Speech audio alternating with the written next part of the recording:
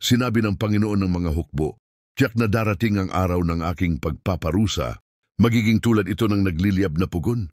Parurusahan kong gaya ng pagsunog sa dayami. Ang lahat ng mayayabang at ang gumagawa ng masama. Magiging tulad sila ng sinunog na kahoy na walang natirang sanga o ugat. Pero kayong may takot sa akin ay ililigtas ko gaya ng pagsikat ng araw na ang sinag nito ay nagbibigay ng kabutihan. At lulundag kayo sa tuwa na parang mga guyang pinakawalan sa kuwadra. Pagdating ng araw na isakatuparan ko na ang mga bagay na ito, lilipulin ninyo ang masasama na parang alikabok na tinatapakan.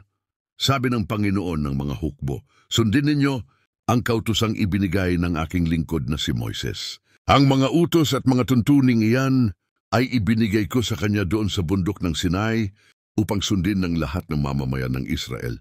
Makinig kayo, bago dumating ang nakakapangilabot na araw ng paghatol ng Panginoon, isusugo ko sa inyo si Propeta Elias, ibabalik niya ang mabuting relasyon ng mga magulang at mga anak, upang pagdating ko ay hindi ko na isusumpa ang inyong bayan